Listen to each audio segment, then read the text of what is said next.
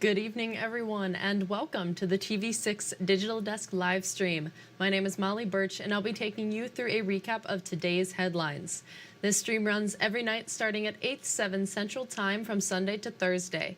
Feel free to comment and ask any questions you have in the chat as you feel like it, and I'll do my best to answer those questions as we go and after the stream as well.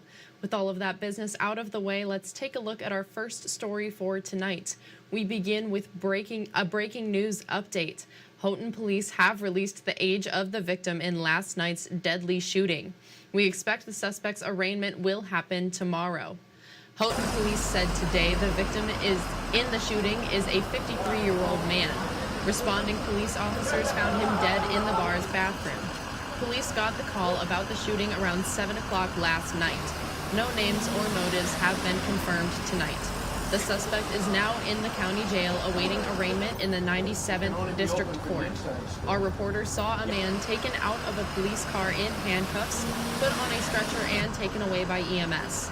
County medical examiners were later sent into the building by the police and remained there for hours alongside officers. We will keep following this story both on air and online. And in the meantime, Houghton County's new prosecutor was sworn in this morning.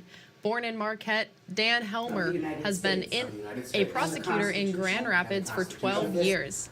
Helmer says he heard of Paul Lebine's resignation and county prosecutor in September. Helmer says he thought it would be a good chance to come home and help build something. Lebine cited the difficulty of finding additional prosecutors as reasons for resigning. Helmer says he plans to use his connections to tackle this problem. I know a lot of prosecutors across the state, even some here in the UP. I'm going to reach out to some of them, recruit internally from other prosecutors in the state, and use the resources and the connections I have with the Prosecutors Association to try to recruit quality candidates. Helmer's start date in his new role is December 4th. And the Torch Lake Knights of Columbus will be holding their annual Turn on the Heat fundraiser later this week. The organization will set up to collect donations in Louis Fresh Market in Lake Linden Friday and Saturday. All donations from the fundraiser go towards the Little Brothers Friends of the Elderly Firewood program. The program asks volunteers to cut, stack, and deliver wood to seniors in the area who use it. The Knights are hoping to raise $1,300 or more this year. A special holiday guest will also be joining them. We also have Santa Claus coming in on Saturday from 11 o'clock to 3 o'clock for anybody who would like to come and visit Santa, have their picture taken with them. The fundraiser will run from 9 a.m. to 6 p.m. on both Friday and Saturday. And the deadline to apply for the Michigan Homeowner Assistance Fund is coming up soon.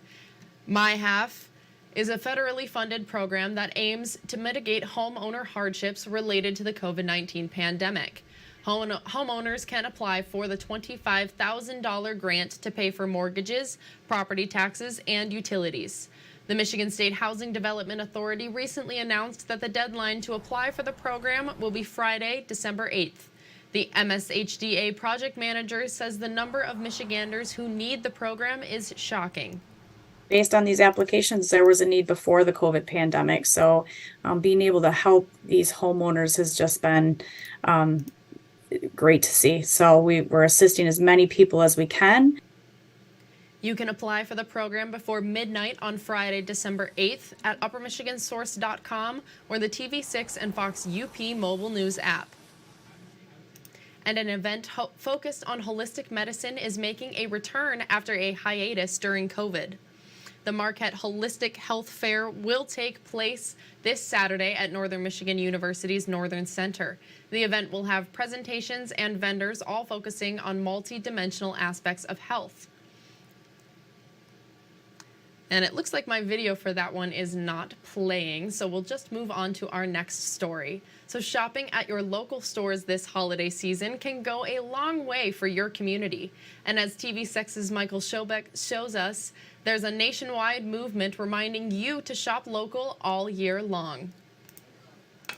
Taking place the Saturday after Thanksgiving, Small Business Saturday is all about supporting local businesses. Now, the nationwide movement called Shop Small is all about supporting your local businesses year-round. There are reminders of this message around Baraga County. Baraga County Chamber of Commerce Executive Director Diane Koskinen reminds you shopping small can benefit the local economy. The impact is so much and so great that it's really important to do that. And think of your neighbors. Those are your neighbors who are selling these products. Those are your neighbors who are providing these services. So it's good to support your neighbors. According to the Anderson study of retail economics, for every $100 spent at a local business, $68 will stay in the local economy versus $43 if spent at a big box store. Launch St. Vincent de Paul manager Irene Poloski says all of her store's proceeds go back to helping support the community. All this business, the money that comes in, everything stays locally.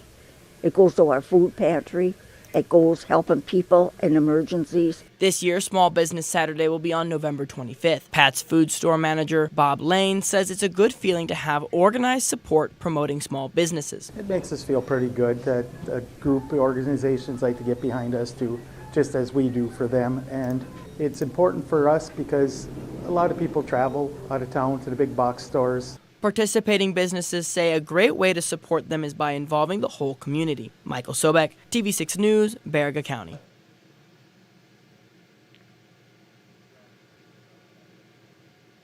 Thank you, Michael. And there was a celebration for 2 new Quick Trip stores in Dickinson County today. Economic leaders and government officials from Iron Mountain and Kingsford were there.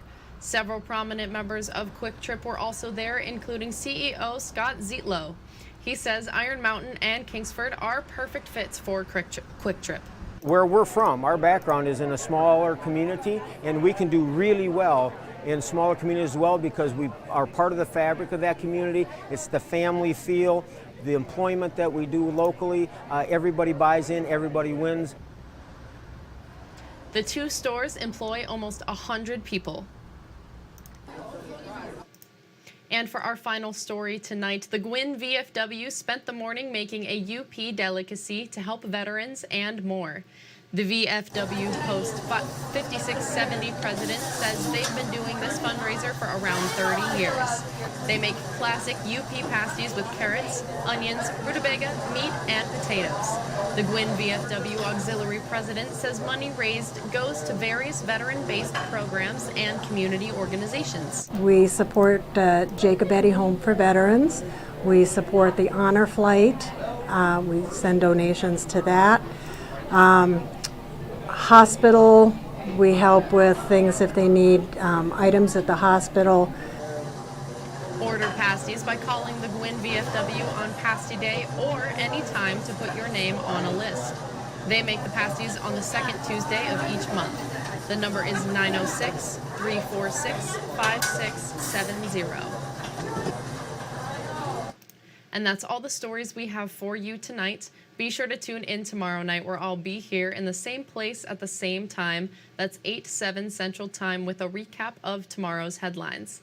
You can find us streaming on Facebook or YouTube, whichever platform you'd prefer. And if you have a story idea you think we should report on, feel free to contact us at any time. These are a few easy ways to get a hold of both myself and others in the newsroom. And again, you can contact us at any time. We would love to hear from you and what's happening in your community. Thank you all again for joining me live at the TV6 Digital Desk. Have a great rest of your night.